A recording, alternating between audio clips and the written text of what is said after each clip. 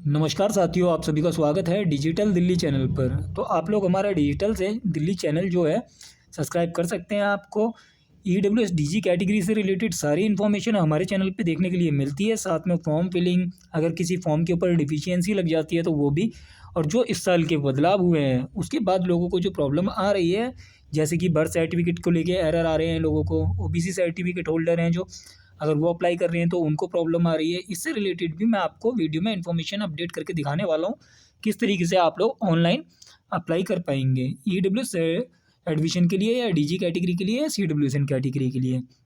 तो देखिए, सबसे पहले जो हमारे को काफ़ी लोगों का ये भी कमेंट आ रहा है कि लिंक दे दीजिए, तो लिंक देखिए सीधा सा है, आप गूगल पे EDUDEL सर्च करेंगे तो आपके सामने ये वेबसाइट आ जाएगी डायरेक्टर ऑफ एजुकेशन की। आपको इस वेबसाइट को क्लिक कर देना है। तो आप इस वेबसाइट को जैसे ही क्लिक करते हैं, क्लिक करने के बाद इस तरीके से अगर आपके सामने पेज आता है तो आपको कुछ नहीं करना ज़्यादा।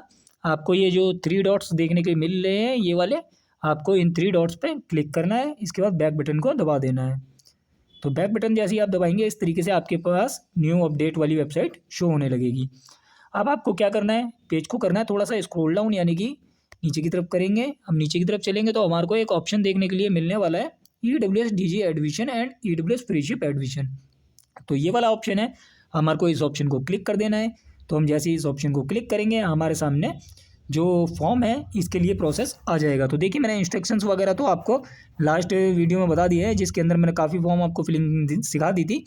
तो उन सब पे चर्चा नहीं करेंगे हम सीधा यहाँ पे पूरा आपको एक्सप्लेनेशन देंगे कि किस तरीके से आपको स्टार्टिंग में रजिस्ट्रेशन से लेकर आखिरी फॉर्म का प्रिंट आउट तक किस तरीके से फिलिंग करनी है। तो आपको नए रजिस्ट्रेशन के लिए यहाँ पे क्लिक करना है, इस बॉक्स पे ग्रीन पे, registration for new register applicant. तो आपको इस पर क्लिक कर देना है। जैसे ही आप इस पर क्लिक करते हैं तो आपके सामने यहाँ पे फॉर्म ओपन होगा। तो यहाँ पे देखिए जो बेसिक इंस्ट्रक्शंस हैं वो दे रखे हैं। तो हम बेसिक इंस्ट्रक्शंस पे नहीं जाने वाले हैं, क्योंकि मैंने आपको ये पहले ही बता दिए हैं क्या क्या सावधानी रखनी है। आप उस वीडियो को देख सकते हैं। इसके बाद में जो सबसे नीचे हमारे को ये चेक बॉक्स देखने के लिए मिल रहा है, आप इस चेक बॉक्स को टिक करेंगे। इसके बाद प्रोसीड टू अप्लाई वाले बटन पे क्लिक कर देंगे। तो हम यहाँ पे अप्लाई वाले बटन पे क्लिक करते हैं। इसके बाद में हमारे सामने रजिस्ट्रेशन फॉर्म की डिटेल भरने के लिए आ जाएंगी। अब देखिए, हमारा बच्चा अगर ऑलरेडी पढ़ रहा है तो हमारे को यस करना है, हालांकि उसका बेनिफिट नहीं होना है तो आप यहाँ पे नो ही रखेंगे। तो यहाँ पे हम सेलेक्ट बॉक्स को टिक करके नो बटन टिक कर देंगे। अब आप देखिए, हम यहाँ पे जो क्लास सेलेक्ट करनी है हमारे को, तो क्लास को सेलेक्ट करने के लिए देखिए एक एरर काफ़ी कम लोगों का आया, पर ये एरर हैगा वेबसाइट के अंदर, ये ग्लिच है एक। जैसे कि मान लीजिए बच्चे की अगर एज 3+ हो गई है और 15-20 दिन 28 दिन ऐसे ऊपर बैठ रही है, तो वो नर्सरी के लिए रजिस्ट्रेशन नहीं कर पा रहे हैं। ये DOE की वेबसाइट में एक प्रॉब्लम आ रही है। तो इससे रिलेटेड मैं आपको आगे वीडियो दूंगा, क्योंकि क्या है, ये वीडियो सिर्फ फिलिंग के लिए है। तो आप इसे बस फिलिंग के पर्पज से देख सकते हैं कि स्टार्टिंग में रजिस्ट्रेशन से लेके आपको आखिरी प्रिंट आउट तक किस तरीके से जाना है, आपका मतलब फाइनल सबमिशन किस तरीके से होने वाला है फॉर्म का। डॉक्यूमेंट अपलोडिंग भी सिखाऊंगा मैं इस वीडियो के अंदर आपको, और आपको डॉक्यूमेंट का साइज़ क्या है, सारी चीज़ें आप इस वीडियो में देख पाएंगे और समझ पाएंगे। और देखिए, अगर आप लोग इनकम सर्टिफिकेट या SC ST OBC सर्टिफिकेट के लिए अप्लाई करवाना चाहें तो उसके लिए हमारे से कॉन्टैक्ट कर सकते हैं। तो देरी ना करते हुए आगे मैं आपको समझा देता हूँ जल्दी जल्दी। तो देखिए, सबसे पहले जैसे कि हमने बात करी कि हमारे को किस क्लास के लिए फॉर्म फिल करना है, तो हम यहाँ पे नर्सरी क्लास के लिए बच्चे का रजिस्ट्रेशन कर रहे हैं। तो नर्सरी क्लास के लिए हम जब रजिस्ट्रेशन करेंगे बच्चे का, तो हमारे को देखिए यहाँ पे ऑप्शन देखने को मिलने वाला है, ये नर्सरी वाला। तो हम इसके आगे ये जो रेडियो बटन बना हुआ है गोल सा, आपको ये बटन देखने के लिए मिल रहा है, हम इस बटन को करेंगे टिक। इसके बाद जैसे हम ये बटन टिक कर देते हैं, अब हमारे पे तीनों कैटेगरी हैं। तीनों कैटेगरी में से हम किसी भी कैटेगरी से अप्लाई कर सकते हैं। अगर आप EWS कैटेगरी में आते हैं तो आप EWS से अप्लाई कर सकते हैं, DG में आते हैं तो आप DG से अप्लाई कर सकते हैं, अगर CWSN यानी कि चाइल्ड विद स्पेशल नीड्स, तो आप अगर इन तीनों में से किसी भी कैटेगरी से आते हैं तो आपके पास उस कैटेगरी का सर्टिफिकेट होना चाहिए, तो उससे आप आवेदन कर पाएंगे।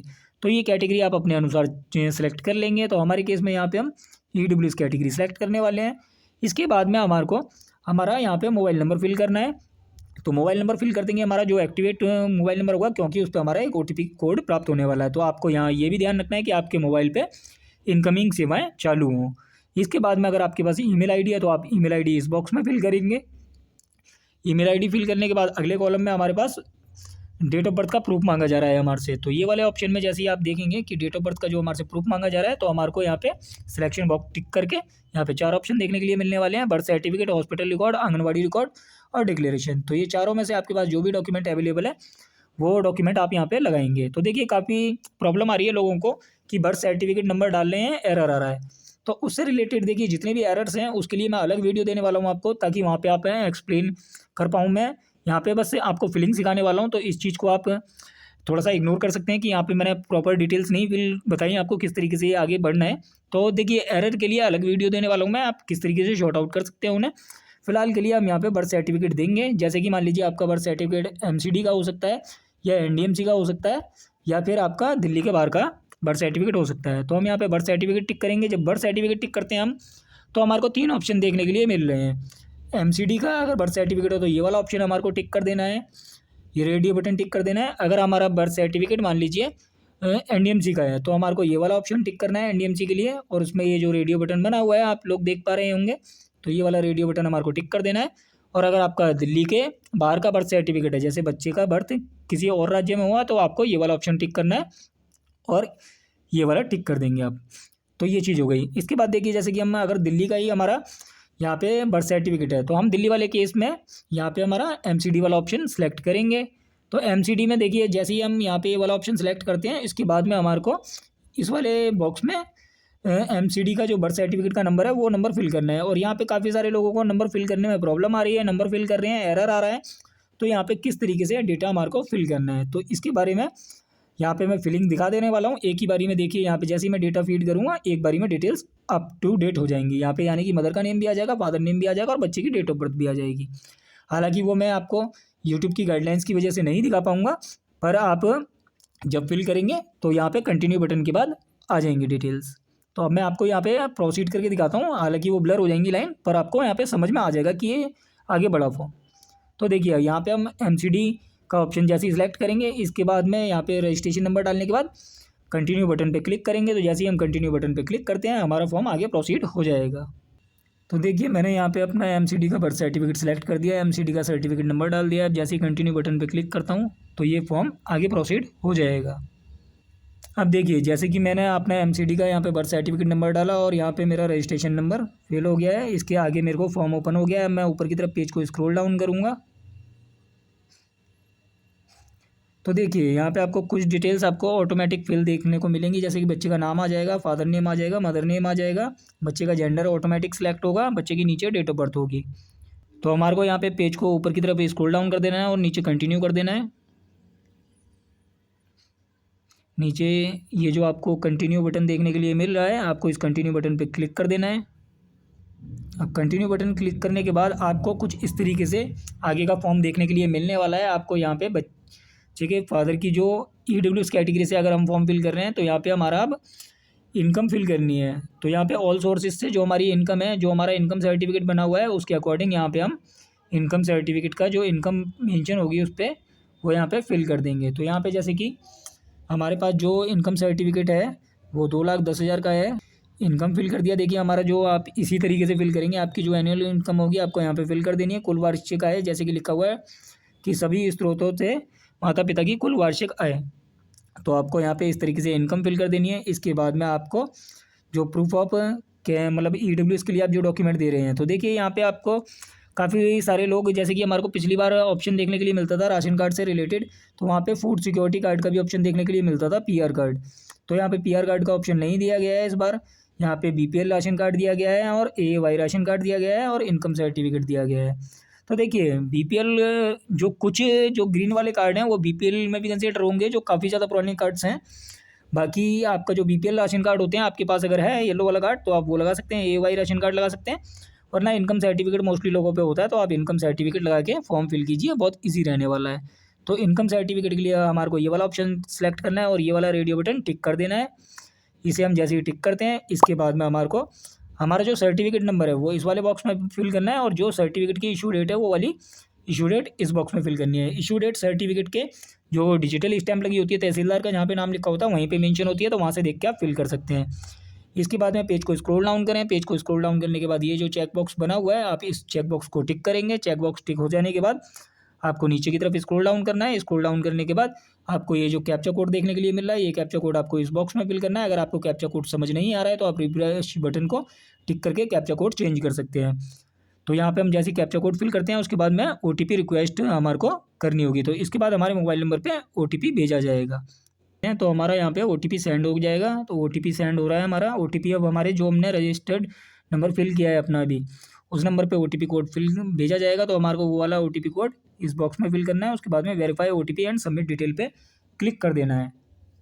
अब देखिए जैसे कि हमारा OTP कोड हमने फिल कर दिया है और उसके बाद हमारा यहाँ पे OTP कोड के बारे में ऑप्शन भी आ रहा है। तो देखिए अगर हमारा OTP कोड हमारे को रिसीव नहीं होता है तो हम रीसेंड बटन पे क्लिक करके OTP दोबारा से रीसेंड कर सकते हैं। इसके बाद में verify OTP and submit detail पे हम जैसे ही क्लिक करेंगे हमारा रजिस्ट्रेशन सक्सेसफुली हो जाएगा। तो यहाँ पे हम जैसे ही टिक करते हैं हमारे सामने इस तरीके से एक पॉपअप ओपन हुआ है। इस पॉपअप बटन पे हमारे को ज़्यादा कुछ नहीं करना है। हमने पहले डिटेल सारी चेक कर लिए हैं, सारे सर्टिफिकेट नंबर चेक कर लिए हैं। हम हमारे को ये जो येस वाला बटन देखने के लिए मिल रहा है इसे करेंगे हम टिक। जैसे ही हम इस पर क्लिक करते हैं इसके बाद में हमारा रजिस्ट्रेशन सक्सेसफुली हो जाएगा। आप लोगों को स्क्रीन पे देखने के लिए मिलने वाला है। तो इस तरीके से आपका देखिए आउटपुट आ जाने वाला है। और यहाँ पे जो मेंशन किया गया है रजिस्ट्रेशन आईडी, यहाँ पे आप देख सकते हैं कि registration ID password send your registered mobile number. तो जो आपने अभी मोबाइल नंबर फिल किया है उस नंबर पे आपका रजिस्ट्रेशन नंबर और पासवर्ड भेज दिया गया है। तो आपको वो वाला रजिस्ट्रेशन पासवर्ड से लॉगिन करना है। तो लॉगिन करने के लिए हमारे को क्या करना है, इस ओके बटन पे हम जैसे ही क्लिक करेंगे उसके बाद हमारे को लॉगिन वाले पेज पे रिडायरेक्ट कर दिया जाएगा। तो ओके बटन पे कर देते हैं क्लिक। तो देखिए ओके बटन पे क्लिक करने के बाद हमारे को इस तरीके से रिडायरेक्ट कर दिया जाएगा। अब हमारे को यहाँ पे क्या करना है कि हमारा जो रजिस्ट्रेशन नंबर है वो इस वाले बॉक्स में फिल करना है। इसके बाद जो हमारे को पासवर्ड आया है मोबाइल पे, रजिस्ट्रेशन नंबर भी पासवर्ड मोबाइल पे आया है हमारे SMS में और पासवर्ड भी आया है, तो हम दोनों यहाँ पे फिल करेंगे। इसके बाद ये जो कैप्चा कोड हमारे को देखने के लिए मिल रहा है, कैप्चा कोड हम यहाँ पे नीचे वाले ऑप्शन में जो ये टेक्स्ट बॉक्स है इसके अंदर फिल करेंगे। और ये जो रिफ्रेश बटन है अगर आप चाहें तो ये कैप्चा कोड अगर समझ नहीं आ रहा है तो रिफ्रेश बटन से चेंज कर सकते हैं। इसके बाद में आपको नीचे की तरफ देखना है और लॉगिन बटन पे आपको यहाँ पे क्लिक कर देना है। तो आप जैसे ही लॉगिन बटन पे क्लिक करेंगे सक्सेसफुली लॉगिन हो जाएगा।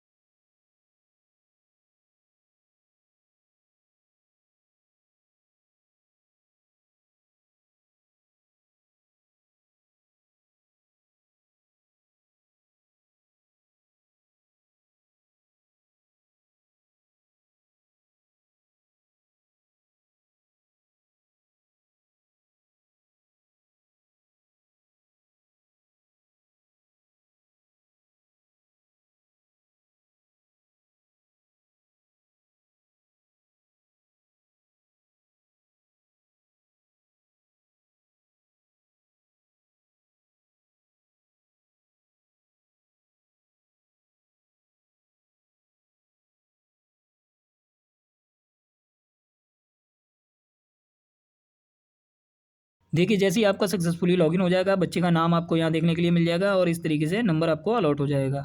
अब आपको नीचे ये 7 चरणों में आपका फॉर्म कंप्लीट करना है। तो मैं आपको यहाँ पे basic detail, document uploading, school selection, preview, सारी चीज़ें इस वीडियो के अंदर सिखाने वाला हूँ, तो ध्यान से देखिएगा। तो देखिए हमारी कुछ डिटेल यहाँ पे बेसिक जो है हमने रजिस्ट्रेशन के टाइम पे फिल करी है, वो ऑटो फिल आएंगी। तो हमारे को नीचे की तरफ स्क्रॉल डाउन कर देना है। अब हमारे को सबसे नीचे यहाँ पे आ जाना है बच्चे के आधार वाले नंबर पे। तो आपको ये अब यह ध्यान रखना है कि इस साल जो है ना बच्चे का आधार कार्ड मैंडेटरी रखा गया है। जैसे कि पिछले साल मैंडेटरी नहीं था, उससे 2022-23 के सीज़न में आधार कार्ड बच्चे का मैंडेटरी था। फिर हाई कोर्ट का ऑर्डर हुआ था तो आधार कार्ड मैंडेटरी नहीं रखा गया था, बट इस बार दोबारा से आधार कार्ड को मैंडेटरी कर दिया गया है। तो अब देखिए मैं आपको पहले समझा देता हूँ पूरा फॉर्म किस तरीके से जल्दी जल्दी, क्योंकि ज़्यादा वीडियो लंबी ना हो जाए। तो देखिए आधार नंबर यहाँ पे बच्चे का फिल करेंगे, उसके बाद आधार नंबर कन्फर्म फिल करना होगा हमारे को। तो जैसे कि हमारे बच्चे का जो आधार नंबर रहेगा 12 डिजिट का होता है, वो यहाँ पे फिल करेंगे। उसके बाद एक बार कन्फर्म दोबारा से यहाँ पे फिल करना होगा। उसके बाद में गार्जियनशिप वाले ऑप्शन में देखिए हमारे को बोथ पेरेंट सेलेक्ट करेंगे। मदर फादर अगर दोनों हैं तो यहाँ पे बोथ पेरेंट, सिंगल पेरेंट है तो सिंगल पेरेंट। बोथ पेरेंट और सिंगल पेरेंट में एक चीज़ होती है, जैसे कि मैं आपको एग्जांपल यहाँ पे दे ही देता हूँ। जैसे बोथ पेरेंट अगर आप सिलेक्ट करते हैं तो आपको यहाँ पे दोनों की एंट्री देखने के लिए मिलेगी। जैसे कि आपको यहाँ पे मदर का नाम देखने को मिल गया है और फादर का नाम मिल गया है। तो आपको यहाँ पे दोनों की बेसिक डिटेल फिल करनी होगी, जैसे कि मोबाइल नंबर, आधार नंबर और उसके बाद में प्रोफेशन उनका। और अगर सिंगल पेरेंट में आप फिल करते हैं, जैसे कि यहाँ पे हमने बोथ पेरेंट सेलेक्ट किया था, ऊपर आपको देखने के लिए मिल रहा है। तो यहाँ पे अगर हम सिंगल पेरेंट सेलेक्ट करते हैं तो आपको एक एंट्री देखने के लिए मिलेगी। अब यहाँ पे आपने ये सिलेक्ट किया, इसके बाद में सिंगल पेरेंट में कौन हैं जो पेरेंट्स हैं आपको वो सिलेक्ट करना होगा, यहाँ पे माता या पिता। तो आपको ये वाला यहाँ पे सिलेक्शन करना होगा। तो यहाँ पे जैसे ही टिक करते हैं हम, देखिए सिंगल मदर हैं तो आपको ये वाला बटन टिक करना है, जो आपको ये वाला रेडियो बटन देखने के लिए मिल रहा है। और सिंगल फादर हैं तो आपको नीचे वाला बटन टिक करना है।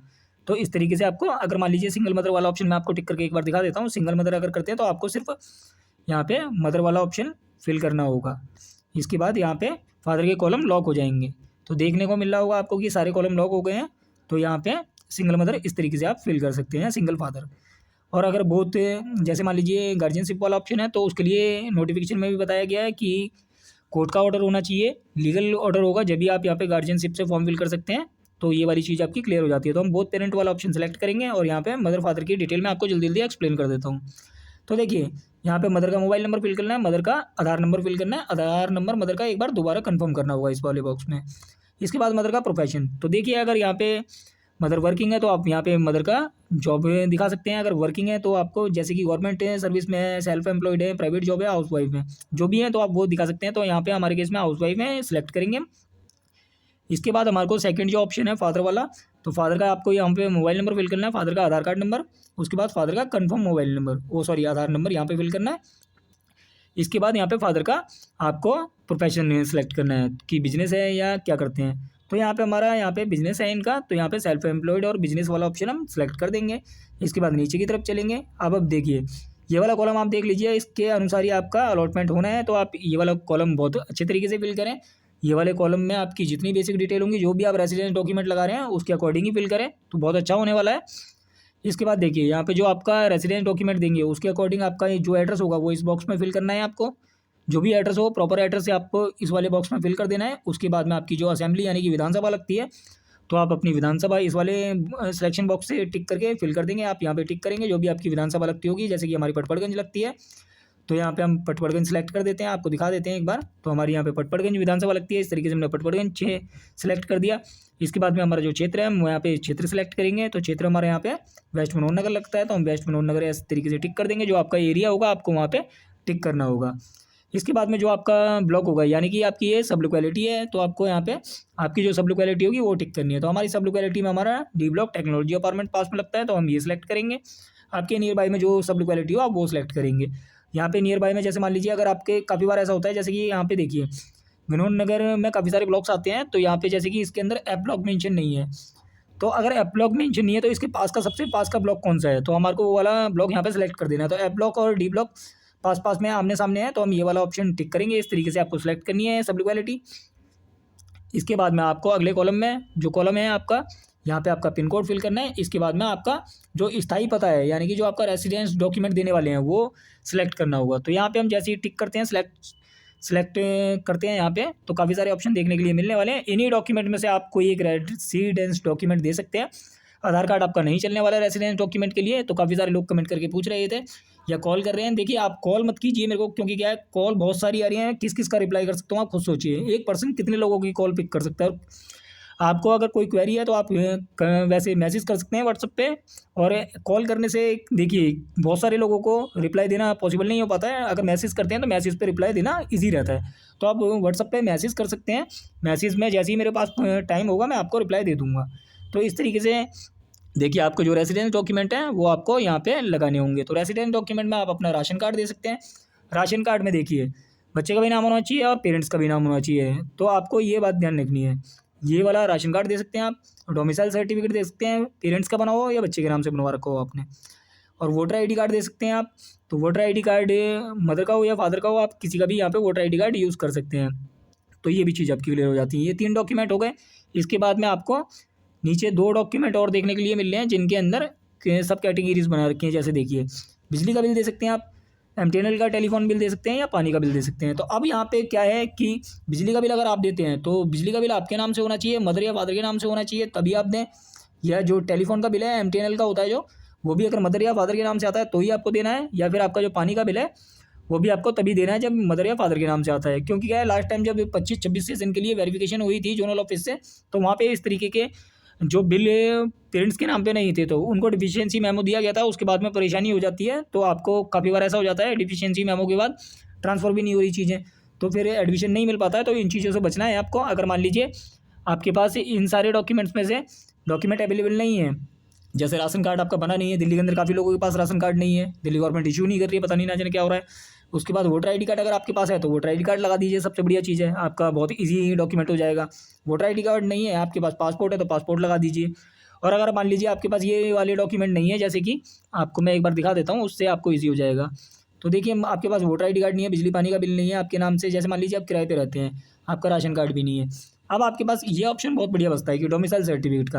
आप अपना डोमिसाइल सर्टिफिकेट बनवा लीजिए। डोमिसाइल सर्टिफिकेट बनवा के यहाँ पे डोमिसाइल सर्टिफिकेट का यूज़ कीजिए, तो डोमिसाइल सर्टिफिकेट आपका वैलिड डॉक्यूमेंट के रूप में कंसीडर होगा। तो ये एक अच्छा ऑप्शन है आपके पास, डोमिसाइल सर्टिफिकेट बनवा के फटाफट से आप अप्लाई कर सकते हैं। तो डोमिसाइल सर्टिफिकेट अप्लाई करना हो, या आपको इनकम सर्टिफिकेट अप्लाई करना हो, SC ST OBC certificate apply करना हो, या बर्थ सर्टिफिकेट, डेथ सर्टिफिकेट, या जैसे पेंशन आदि अप्लाई करनी हो आपको, विधवा महिला पेंशन, दिल्ली के अंदर एक स्कीम होती है दिल्ली बेनिफिट स्कीम, जिसके तहत दिल्ली गवर्नमेंट के द्वारा 20,000 रुपये मिल जाते हैं, इस तरीके की स्कीम अप्लाई करनी हो, तो ये सारे डॉक्यूमेंटेशन के लिए आप हमारे से कांटेक्ट कर सकते हैं। इस तरीके के सारे डॉक्यूमेंट्स हम अप्लाई करते हैं। और 15 ईयर का एक्सपीरियंस है तो 15 साल का अनुभव काफ़ी है। इसकी वजह से एक बेनिफिट आपको ये होने वाला है कि आपकी एप्लीकेशन रिजेक्ट कम होती है, अप्रूवल के चांसेस ज़्यादा होते हैं। तो हम यहाँ पे लास्ट ऑप्शन जैसे हम सारी डिटेल्स फिल कर देंगे, एड्रेस प्रूफ फिल कर देंगे। अब हमारे को प्रीव्यू बटन पे क्लिक कर देना है। प्रीव्यू बटन पे क्लिक करने के बाद हमारे को नेक्स्ट स्टेप पे भेजेगा, जहाँ पे हमारे को डॉक्यूमेंट्स की अपलोडिंग करनी है। तो हमारे जो डॉक्यूमेंट्स हैं वो मैं आपको लाइव अपलोड करके दिखाने वाला हूँ, किस तरीके से लाइव अपलोड होने हैं आपको आगे आप देखिए, और उनका साइजिंग भी मैं आपको किस तरीके से करनी है वो बता देने वाला हूँ। इसी मैं अब यहाँ प्रीव्यू बटन पे क्लिक करता हूँ, तो प्रीव्यू बटन पे क्लिक करते ही मेरे को सेकंड स्टेप पे आगे प्रोसीड कर दिया जाएगा। तो यहाँ पे मैंने प्रीव्यू बटन पे क्लिक कर दिया है। थोड़ा सा वेबसाइट में ट्रैफिक ज़्यादा होने की वजह से इस तरीके से आउटपुट लेट आ रहे हैं। तो यहाँ पे देखिए एप्लीकेशन का मेरे को प्रीव्यू दिखाया जाएगा। अगर कोई चेंजेस करने हैं आपको तो आप अभी चेंजेस कर सकते हैं, पर हमने यहाँ पे सारी डिटेल चेक कर ली है पहले से ही, तो हमने यहाँ पे करेक्ट फिल करी है। इसके बाद में अब हमारे को ये वाला जो सेव एंड नेक्स्ट का ऑप्शन है यहाँ पे टिक कर देना है। अगर आपको कोई करेक्शन करनी है तो आप एडिट बटन पे क्लिक करके करेक्शन कर सकते हैं, या इसको क्लोज करके अभी करेक्शन कर सकते हैं। तो हमारे को ज़्यादा कुछ नहीं करना है, हमारे को सेव एंड नेक्स्ट बटन पे क्लिक कर देना है। तो हम जैसे ही सेव एंड नेक्स्ट बटन पे क्लिक करेंगे, इसके बाद में हमारे को सेकंड स्टेप पे फॉरवर्ड कर दिया जाएगा। तो इस तरीके से यहाँ पे जो हमारा पॉपअप ओपन हुआ है, तो यहाँ पे देखिए एक बार आप देख सकते हैं कि आर यू श्योर करके इस तरीके से पॉपअप आ गया है। तो हमारे यहाँ पे मैंने आपको पहले बोला कि डिटेल ओके है, तो हम यहाँ पे सीधा येस बटन पे क्लिक कर देंगे। येस बटन पे क्लिक करते हैं, हमारा सेकंड डॉक्यूमेंट अपलोडिंग का ऑप्शन आने वाला है। तो ओके करते हैं हम। ओके करते ही अब हमारा यहाँ पे डॉक्यूमेंट अपलोड करने के लिए ऑप्शन खुलेगा। तो अब हमारे को जो डॉक्यूमेंट्स अपलोड करने हैं, तो डॉक्यूमेंट में हमारे को देखिए क्या क्या डॉक्यूमेंट्स अपलोड करने हैं, ये चीज़ आपको पता होनी चाहिए। क्योंकि क्या है, जो आप रेसिडेंस डॉक्यूमेंट के लिए जो आपने एड्रेस फिल किया है, तो आपका वो रेसिडेंस डॉक्यूमेंट अपलोड होने वाला है। तो अब देखिए हमारा यहाँ पे फर्स्ट स्टेप कंप्लीट हो गया है। इसके बाद में अब हमारे को सेकेंड स्टेप में यहाँ पे हमारे डॉक्यूमेंट्स अपलोड करने हैं। तो हम यहाँ पे नीचे की तरफ स्क्रॉल डाउन करेंगे और देखिए यहाँ पे हमारे सारे डॉक्यूमेंट्स अपलोड होने वाले हैं। तो डॉक्यूमेंट को लेके किस तरीके से डॉक्यूमेंट अपलोड करने हैं, मैं सारी चीज़ें आपको एक्सप्लेन कर रहा हूँ, तो आपको यहाँ पे सही तरीके से समझ लेना है ताकि आपको यहाँ पे किसी प्रकार की परेशानी ना हो। तो देखिए सीरियल नंबर 1 डॉक्यूमेंट, और हमारे को यहाँ पे जो 1 नंबर पे डॉक्यूमेंट अपलोड करना है इस बॉक्स के अंदर। तो यहाँ पे हमारे से जो डॉक्यूमेंट, जैसे कि हमने बेसिक यहाँ पे बच्चे का एज प्रूफ के लिए हमने बर्थ सर्टिफिकेट सेलेक्ट किया था, इसलिए हमारे को यहाँ पे ऑप्शन देखने के लिए मिल रहा है कि बर्थ सर्टिफिकेट का। अगर हमने वहाँ पे आंगनवाड़ी रिकॉर्ड सेलेक्ट किया होता तो हमारे को वहाँ पे आंगनवाड़ी का प्रूफ अपलोड करना होता है, या फिर हमने हॉस्पिटल रिकॉर्ड सेलेक्ट किया होता तो हॉस्पिटल रिकॉर्ड अपलोड करना होता है, या फिर अंडरटेकिंग। तो हमने वहाँ पे बर्थ सर्टिफिकेट सेलेक्ट किया था, इसलिए हमारे को यहाँ पे हमारा जो बच्चे का बर्थ सर्टिफिकेट है वो बर्थ सर्टिफिकेट अपलोड करना होगा। और देखिए आपको एक चीज़ और ध्यान रखनी है, जो बर्थ सर्टिफिकेट अपलोड करेंगे, या आप जो भी इनकम सर्टिफिकेट या आप डीजी कैटेगरी से फिल कर रहे हैं, तो आप अगर कास्ट सर्टिफिकेट अपलोड करेंगे तो उसका साइज़ जो रहेगा वो 200 KB के अंदर अंदर साइज़ होना चाहिए, तो आपका डॉक्यूमेंट आसानी से अपलोड हो जाने वाला है, तो आप आसानी से अपलोड कर पाएंगे अपना डॉक्यूमेंट। तो यहाँ पे देखिए अब सारी डिटेल तो आपको समझ में आ गई कि मैंने यहाँ पे बर्थ सर्टिफिकेट अपलोड करना है। अपलोड किस तरीके से करना है मैं आपको वो भी समझा देता हूँ। देखिए यहाँ पे चूज़ फाइल वाला जो ऑप्शन है, आपको इस वाले ऑप्शन पे टिक करना है। तो आप जैसे ही इस वाले ऑप्शन पे टिक करेंगे, आपकी फ़ाइल जहाँ पे होगी वहाँ पे आपको, जैसे कि गैलरी में हो सकती है आपकी फ़ाइल, या फिर आपकी फ़ाइल मैनेजर में हो, तो आपको वहाँ पे उठा के फ़ाइल लगा देनी है। तो यहाँ पे देखिए मेरा जो फ़ाइल है यहाँ पे आ रही है, तो मैं यहाँ पे ये वाला बच्चे का बर्थ सर्टिफिकेट सेलेक्ट कर दे रहा हूँ। जैसे ही आप बच्चे का बर्थ सर्टिफिकेट सेलेक्ट करते हैं, उसके बाद में फ़ाइल नेम आपको यहाँ इस तरीके से देखने के लिए मिल जाने वाला है। तो यहाँ पे हमने बच्चे का बर्थ सर्टिफिकेट लगा दिया है। इसके बाद में हमारा जो सेकंड नंबर का ऑप्शन है, तो सेकंड नंबर ऑप्शन में आप यहाँ पे देखिए, समझिए। तो सेकंड नंबर का जो हमारा ऑप्शन दिया गया है यहाँ पे, document of proof of income. तो ये डॉक्यूमेंट प्रूफ हमारे से इनकम का मांगा जा रहा है। तो यहाँ पे सर्टिफिकेट जो है हमारा रेवेन्यू ऑफिस से बना हुआ है। तो यहाँ पे तहसीलदार रैंक का इससे नीचे का नहीं होना चाहिए, यहाँ पे क्लियर मेंशन किया गया है तहसीलदार रैंक से नीचे का नहीं होना चाहिए। तो हमारे यहाँ तो देखिए इनकम सर्टिफिकेट आपका या तो एसडीएम ने अप्रूवल करा होगा या फिर तहसीलदार ने, पर अब क्या है, इनकम सर्टिफिकेट मोस्टली तहसीलदार अप्रूवल करते हैं, तो आपका तहसीलदार रैंक से बना होगा। पर आप फिर भी चेक कर लीजिए आपके सर्टिफिकेट पे जो डिजिटल स्टैंप लगी हुई है वहाँ पे डेजिग्नेशन क्या लिखी हुई है। तो अब हमारे को हमारा जो इनकम सर्टिफिकेट है वो यहाँ पे अपलोड करना है। और अगर मान लीजिए आपने यहाँ पे डीजी कैटेगरी से फॉर्म फिल किया होता है, डीजी कैटेगरी में मान लीजिए आप यहाँ पे 3 डीजी कैटेगरी में भी, अब यहाँ पे आपको अगर आपने एससी और एसटी कैटेगरी से फॉर्म फिल किया है तो प्रॉब्लम नहीं हो रही है। पर अगर आपने यहाँ पे मान लीजिए ओबीसी सर्टिफिकेट से फॉर्म फिल कर रहे हैं तो आपको काफ़ी ज़्यादा प्रॉब्लम हो रही है। जैसे कि मान लीजिए ओबीसी आपका बना हुआ है 2025 का, ठीक है, एक मैं मतलब ज़्यादा पीछे नहीं जा रहा, 2025 का बना हुआ है या 2008 का बना हुआ है, 2010 का बना हुआ है, 2016, 2000 किसी भी ईयर का बना हुआ है। तो अगर आप ओबीसी सर्टिफिकेट लगा के फिल कर रहे हैं तो आपको एक एरर देखने के लिए मिल रहा है जो कि वार्निंग मैसेज आ रहा है स्क्रीन पे। उसका स्क्रीनशॉट मैं इस पर, अगर मेरे पे अभी मैंने सेव किया होगा तो मैं लगा दूंगा किस तरीके का एरर आ रहा है। तो आपको वहाँ क्या करना है, तो देखिए जो आपका ओबीसी सर्टिफिकेट है वहाँ पे आपको क्या करना है कि आपका एनसीएल सर्टिफिकेट यानी कि नॉन क्रीमी लेयर सर्टिफिकेट आपसे डिमांड किया जा रहा है। तो अगर आपका नॉन क्रीमी लेयर सर्टिफिकेट आपके पास है इसी ईयर का, तो आप इस्तेमाल कर सकते हैं उस नॉन क्रीमी लेयर सर्टिफिकेट से, तो आपका फॉर्म इजीली भर जाएगा। अगर आपके पास नॉन क्रीमी लेयर सर्टिफिकेट नहीं है तो पहले आपको नॉन क्रीमी लेयर सर्टिफिकेट बनवाना पड़ेगा। आपका ओबीसी सर्टिफिकेट अगर बैक डेट का है तो आपको उससे फॉर्म भरने में प्रॉब्लम होने वाली है, क्योंकि उससे आगे डेटा नहीं जाने वाला है। तो आपको नॉन क्रीमी लेयर सर्टिफिकेट की ज़रूरत पड़ने ही वाली है, तो आप अपना नॉन क्रीमी लेयर सर्टिफिकेट बनवा लीजिए। अगर आपने ओबीसी कैटेगरी से फॉर्म फिल करना है तो आपको नॉन क्रीमी लेयर यानी कि एनसीएल सर्टिफिकेट की ज़रूरत पड़ेगी। अगर आपके पास ये नहीं है एनसीएल सर्टिफिकेट तो आपको काफ़ी प्रॉब्लम होने वाली है, आप फॉर्म नहीं फिल कर पाएंगे। और एनसीएल को लेके आपको एनसीएल किस तरीके से बनवाना होता है, तो एनसीएल को लेके मेरे चैनल पे काफ़ी सारी वीडियोस पड़ी हुई हैं, आप उन वीडियोस को देख सकते हैं। एनसीएल के लिए एप्लीकेंट का आधार कार्ड चाहिए, देखिए आपका स्टेट वाला सर्टिफिकेट होगा, आपका वो सर्टिफिकेट चाहिए, फादर का आधार कार्ड चाहिए और फादर का फाइनेंशियल ईयर का स्टेटमेंट चाहिए होगा आपको। उसी के साथ साथ में आपको एक एफिडेविट देना होता है, और काफ़ी सारे एसडीएम ऑफिस में आपसे इलेक्ट्रिसिटी बिल मांगा जाता है और काफ़ी सारे ऑफिस में नहीं मांगा जाता है। तो ये सारे दस्तावेज लगा के आप रेवेन्यू डिपार्टमेंट यानी कि ई डिस्ट्रिक्ट पोर्टल से आप आवेदन कर सकते हैं, और रेवेन्यू डिपार्टमेंट से आपका ये सर्टिफिकेट बनने वाला है, जो कि अब ऑनलाइन मोड से बनता है। पहले एनसीएल जो सर्टिफिकेट हुआ करता था वो ऑफलाइन बना करता था, पर ये करीब 8-10 महीने हो गए हैं, 8-10 महीने से अब एनसीएल को ऑनलाइन कर दिया गया है। तो आपका जो एनसीएल सर्टिफिकेट है उसकी ज़रूरत पड़ने वाली है आपको। और देखिए अगर आपका इसी ईयर का मतलब 31 मार्च तक का आपका सर्टिफिकेट चल जाएगा, अगर आपने अभी बनवाया है सर्टिफिकेट तो आपको करंट मतलब 26 तारीख से पहले का आपका सर्टिफिकेट जनरेट है तो चल जाएगा। तो यहाँ पे आपको आपका लेटेस्ट एनसीएल सर्टिफिकेट चाहिए होगा, तो बस ये बात आपको ध्यान रखनी है। उसके बाद में अगला जो ऑप्शन है हमारे पास रेसिडेंस डॉक्यूमेंट का। अब इस डॉक्यूमेंट को लेके काफ़ी सारे लोगों को परेशानी हो रही है। जैसे मान लीजिए आप आपका अपना मकान है, तो आप यहाँ पे इलेक्ट्रिसिटी बिल दे पाएंगे, पर क्या है वही वाली चीज़ जैसे कि मैंने आपको स्टार्टिंग में बताया कि इलेक्ट्रिसिटी बिल आप तभी दे सकते हैं जैसे कि आपके नाम पे है, क्योंकि क्या है पिछले साल जोनल ऑफिस के अंदर इसको लेके प्रॉब्लम हुई थी और वहाँ पे भी डिफिशियंसी आई, तो आपको उनसे क्लियर बचना है।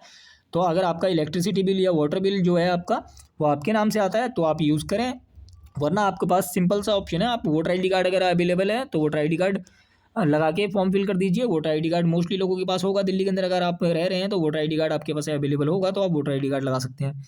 और अगर जैसे मान लीजिए काफ़ी सारे लोगों को प्रॉब्लम है, जैसे कि आधार कार्ड पे रेंटेड पर्सन है, आधार कार्ड पे अलग एड्रेस आ रहा है और वोटर आईडी कार्ड पे अलग एड्रेस आ रहा है, तो जो आप रेजिडेंस डॉक्यूमेंट देने वाले हैं आपको उसी एड्रेस से फॉर्म फिल करना है। आपको ये बात क्लियर समझ में आनी चाहिए। इसके लिए कोई नोटिफिकेशन में कुछ मेंशन नहीं किया गया है, डायरेक्टली यहाँ पे जब अगर आपसे रेजिडेंस डॉक्यूमेंट में जो डॉक्यूमेंट आप दे रहे हैं आपको फॉर्म भी उसी एड्रेस से फिल करना होगा, ये बात आप समझ लीजिए। अगर आपको वोटर आईडी कार्ड में करेक्शन के लिए अप्लाई करवाना है तो उसके लिए भी अप्लाई करवा सकते हैं, या खुद घर बैठे कर सकते हैं। वोटर हेल्पलाइन ऐप है, आप उसके माध्यम से घर पे बैठे करेक्शन कर सकते हैं। तो करेक्शन के लिए फॉर्म 8 फिल करना होता है आपको, तो बहुत सिंपल सी प्रक्रिया होती है, आप उसके थ्रू अप्लाई करके चेंजेस करवा सकते हैं। तो यहाँ पे ये भी चीज़ हो गई। और अगर आपके पास ये सारे चीज़ें नहीं हैं अवेलेबल, तो आप अगर डोमिसाइल सर्टिफिकेट है आपके पास तो डोमिसाइल सर्टिफिकेट लगाइए, सबसे बेस्ट है। डोमिसाइल सर्टिफिकेट आपका चल जाने वाला है, आपका आधार कार्ड भी सेम एड्रेस का है और आप डोमिसाइल बना लेंगे तो डोमिसाइल बहुत ईजी हो जाने वाला है आपका। डोमिसाइल की वैधता मानी जाएगी और डोमिसाइल सर्टिफिकेट मूल निवासी स्थायी पते के रूप में कंसीडर होने वाला है, तो आप यहाँ पे डोमिसाइल सर्टिफिकेट लगा पाएंगे। तो फिलहाल के लिए मैंने यहाँ पे वोटर आईडी कार्ड सेलेक्ट किया था, तो मैं यहाँ पे अपना वोटर आईडी कार्ड ही लगाने वाला हूँ। तो फिलहाल के लिए मैंने यहाँ पे अपना वोटर आईडी कार्ड लगाना है। तो उससे पहले देखिए मैं आपको इनकम सर्टिफिकेट, जैसे मैंने आपको बताया, तो इनकम सर्टिफिकेट के लिए अपलोड करने के लिए चूज़ फाइल पे क्लिक कर देते हैं। जैसे हम चूज़ फाइल पे क्लिक करते हैं, हमारी जहाँ पे फाइल रखी होगी वहाँ से उठा के हमारे को अपलोड कर देनी है। तो हमारे को यहाँ पे हमने फाइल अपलोड की, तो अपलोड करने के बाद इस तरीके से फाइल नेम आपको देखने के लिए मिलेगा। जो भी आपका फाइल नेम होगा अपलोड हुई है तो यहाँ पे आपको देखने के लिए मिलेगा। इसके बाद में वोटर आईडी कार्ड अपलोड करने के लिए चूज़ फाइल पे क्लिक करना है और आपकी जहाँ पे फाइल रखी हुई है वहाँ से उठा के अपलोड करनी है। तो मैंने अब यहाँ पे क्लिक किया और इसके बाद में मेरा जहाँ पे वोटर आईडी कार्ड पड़ा है, मैं यहाँ से वोटर आईडी कार्ड उठाऊंगा और वोटर आईडी कार्ड अपलोड कर दूंगा। तो वोटर आईडी कार्ड भी मेरा यहाँ पे आप देख सकते हैं स्क्रीन पे, वोटर आईडी कार्ड भी अटैच हो गया है।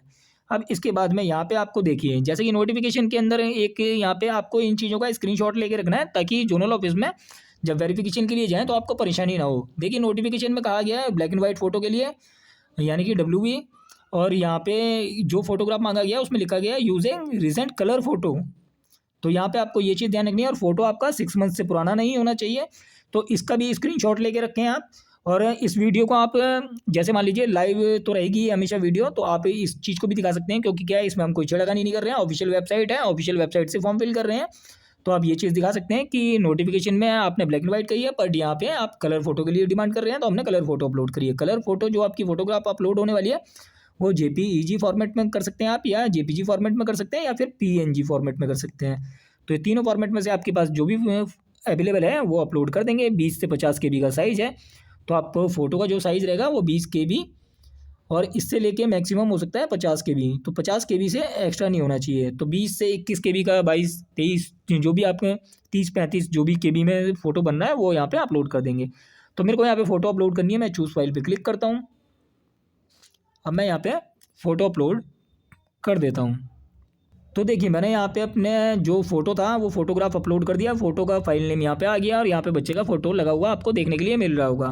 फ़ोटो लगा हुआ है। अब इसके बाद में बस मेरे को सेव एंड नेक्स्ट बटन पे क्लिक करना है। जैसे ही मैं सेव एंड नेक्स्ट बटन पे क्लिक करूँगा उसके बाद मेरे को आगे अगले स्टेप में सेंड कर दिया जाएगा, यानी कि मेरे को स्कूलों का सिलेक्शन करना है। तो आगे स्कूल सिलेक्शन में भी आप एक पॉइंट देखने के लिए मिलने वाला है, उसे बहुत ध्यान से देखिएगा, क्योंकि आप उसको लेके परेशान हो सकते हैं।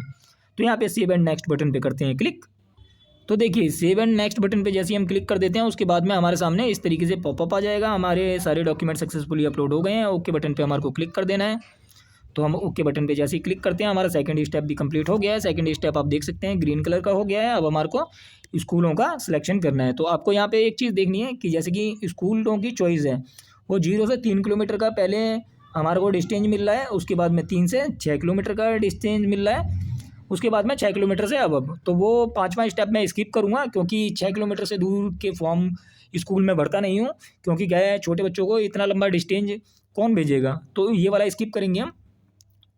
तो हम यहाँ पे आपको स्कूलों का सिलेक्शन बताते हैं। अब देखिए सारी डिटेल हमारी फिल है। अब हम नीचे देखेंगे तो बहुत सारे स्कूल हमारे को देखने के लिए मिलने वाले हैं।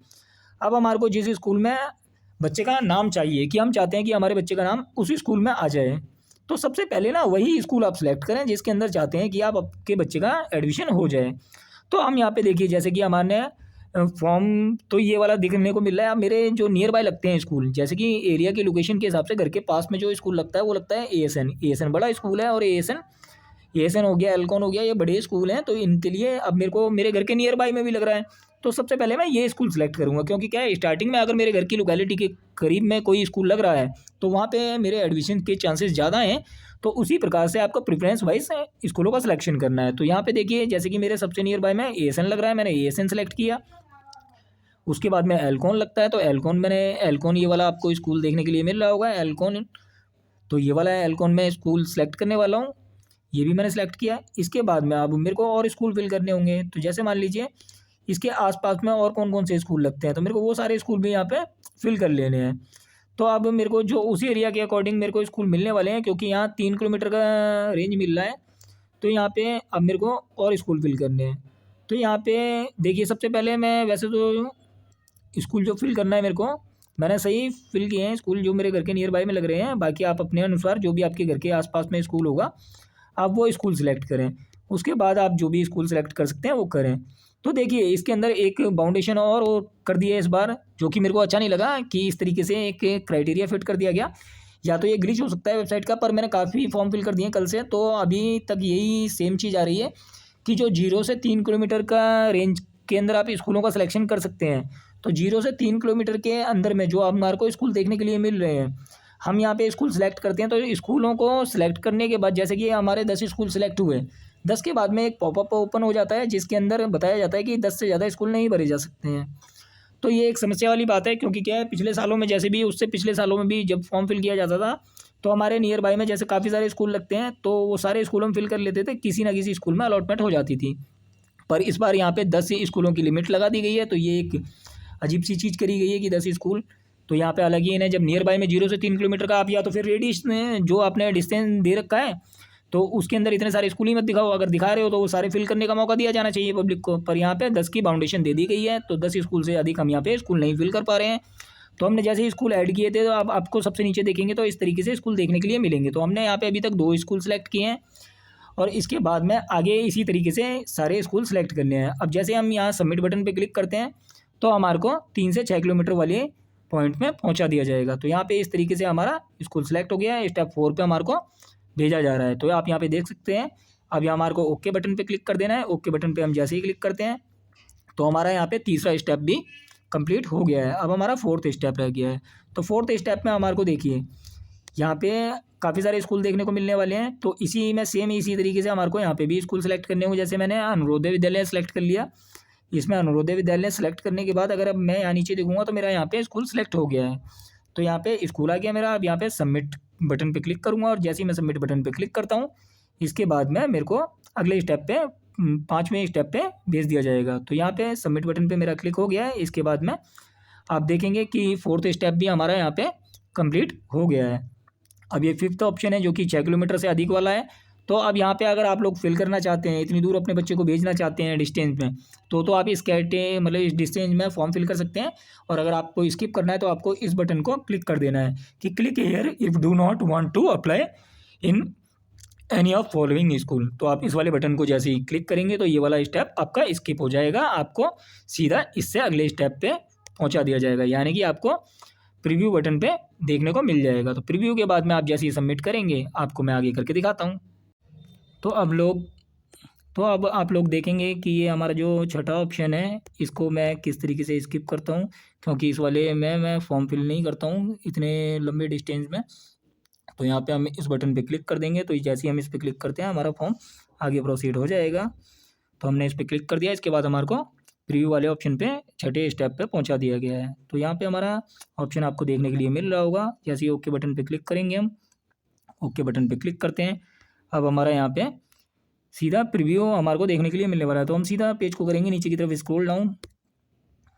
अब हम जैसे ही यहाँ पे डिक्लेरेशन सेलेक्ट करेंगे, ये डिक्लेरेशन सेलेक्ट करेंगे, इसको सेलेक्ट करने के बाद फाइनल सबमिट ऑप्शन पे क्लिक करेंगे तो हमारा सक्सेसफुली फॉर्म सबमिट हो जाएगा। तो हम फॉर्म को, अच्छा एक चीज़ और मैं आपको बता दूं, जैसे कि मान लीजिए अगर हमने इस तरीके से फॉर्म भर दिया और अब आपको कोई चेंजेस करना है, जैसे कि मान लीजिए स्कूलों में बदलाव करना है, और अगर आप चाहते हैं कि इस वाले लिस्ट में हम स्कूलों में स्कूल ऐड करें और या स्कूल रिमूव करें, तो अब आप इस एप्लीकेशन को एडिट नहीं कर सकते हैं। ये एप्लीकेशन फिल हो गई है, अब इसमें कुछ नहीं किया जा सकता है। अब आपको अगर इसे ठीक करना है तो आपको क्या करना होगा, जैसे मान लीजिए स्कूल में और स्कूल ऐड करने हैं 0 से 3 किलोमीटर में, तो अब आपको क्या करना है, इसके लिए आपको ज़्यादा कुछ नहीं करना है, आपको सीधा लॉग आउट करें आप इसे। इसके बाद में आप जैसे ही लॉग आउट करते हैं, क्योंकि क्या है ये डिलीट करके भरनी पड़ेगी एप्लीकेशन, इसमें अब चेंज नहीं किया जा सकता और ये नोटिफिकेशन के अंदर भी बताया गया है। तो अब हमारे को नीचे देखेंगे तो यहाँ पे ये जो ऑप्शन देखने के लिए मिल रहा है, नीचे सबसे नीचे आपको एक ऑप्शन देखने के लिए मिल रहा होगा ये वाला। जैसे मान लीजिए आप अगर उसमें चेंजेस करना चाहते हैं तो यहाँ पे आपको आपकी एप्लीकेशन जो आपने फिल करी है और अगर उसमें कोई मिस्टेक हो गई है तो आपको यहाँ पे ये वाला ऑप्शन टिक करना है। आप यहाँ पे टिक करेंगे अगर आप उसमें कुछ एंट्रीज चेंज करना चाहते हैं। इसके बाद में आपको यहाँ पे रजिस्ट्रेशन नंबर फिल करना है और जिस क्लास के लिए आपने वो फॉर्म फिल किया है वो वाला क्लास यहाँ पे सिलेक्ट करना है। क्लास सेलेक्ट करने के बाद में आपको नीचे किस कैटेगरी से आप अप्लाई कर रहे थे, EWS से या DG कैटेगरी से, वो सिलेक्ट करना है। फिर बच्चे की डेट ऑफ बर्थ सेलेक्ट करनी है यहाँ पे। इसके बाद में आपको विड्रॉल का रीज़न सेलेक्ट करना है। तो देखिए यहाँ पे ये चीज़ें आपको देखनी है कि विड्रॉल का रीज़न भी देना है आपको कि क्या आपने रीज़न से आप विड्रॉल कर रहे हैं एप्लीकेशन। तो यह ऐसे मान लीजिए आपने गलत क्लास में रजिस्ट्रेशन कर दिया, बच्चे की एज नर्सरी में बैठ रही थी और KG में बैठ रही थी, आपने KG में कर दिया और नर्सरी में करना था, तो आप ये वाला ऑप्शन सेलेक्ट कर सकते हैं। आप इनमें से कोई भी ऑप्शन सेलेक्ट कर सकते हैं या फिर सबसे नीचे एक अदर रीज़न वाला ऑप्शन है, आप यहाँ पे टिक कर सकते हैं और फॉर्म फिल कर सकते हैं। तो हम अदर वाले ऑप्शन पे टिक करेंगे। अदर के बाद में हम यहाँ पे फिल करेंगे तो हम यहाँ पे लिख सकते हैं मोर स्कूल ऐड। तो हम और स्कूल ऐड करना चाहते हैं तो यहाँ पे हम ये वाला ऑप्शन सेलेक्ट कर लेंगे। इसके बाद में हमारे को जो कैप्चा कोड ये देखने के लिए मिल रहा है, ये कैप्चा कोड इस बॉक्स में फिल करेंगे और रिक्वेस्ट OTP करेंगे। तो जो हमारा रजिस्टर्ड नंबर था जिस पे यूज़र ID और रजिस्ट्रेशन नंबर और पासवर्ड आया था, उसी नंबर पे एक OTP कोड भेजा जाएगा। वो OTP कोड डालने के बाद ये एप्लीकेशन डिलीट हो जाएगी, फिर हमारे को दोबारा से रजिस्ट्रेशन करके अप्लाई करना होगा। तो इस तरीके से हमारे को एप्लीकेशन डिलीट करनी है और सबमिट किस तरीके से करनी है मैं आपको सबमिट भी करके दिखाता हूँ। एप्लीकेशन सबमिट का क्या है, सबमिट मैंने बता दिया। आप जैसे OTP वहाँ डालेंगे तो आपकी एप्लीकेशन सबमिट हो जाएगी। आपका PDF प्रिंट आउट निकाल के रखना है आपको। आप उसकी एक सॉफ्ट कॉपी अपनी मेल ID पे भी रखिए, क्योंकि जब वेरिफिकेशन होगी, जिस टाइम पे रिजल्ट आ जाएगा उसके बाद में आपके बच्चे का नाम अलॉट हो जाएगा, तो आपको जोनल ऑफिस में जब वेरिफिकेशन के लिए जाना है तो उस टाइम पे 2 सेट बनाने होंगे, तो उस टाइम पे ज़रूरत पड़ेगी इस फॉर्म की। तो आपको उसको मेल ID पे भी सेव रखना है, उसका प्रिंट आउट भी निकाल के रखना है। इस तरीके से आपको काम करना है। तो आशा करता हूँ दी गई जानकारी आपको अच्छी लगी हो। जानकारी अच्छी लगी हो वीडियो लाइक करें, चैनल सब्सक्राइब करें और वीडियो को देखिए, आप हाइप भी दीजिए। वीडियो को आपको लाइक बटन के पास में हाइप का फीचर देखने के लिए मिलेगा। वीडियो को आप हाइप दीजिए, जिससे एक बेनिफिट ये होगा कि वीडियो अधिक से अधिक पेरेंट्स के पास पहुंच पाएगी। अधिक से अधिक लोगों को जो एरर्स फेस करने पड़ रहे हैं वो उससे वहाँ पे बच पाएंगे। धन्यवाद।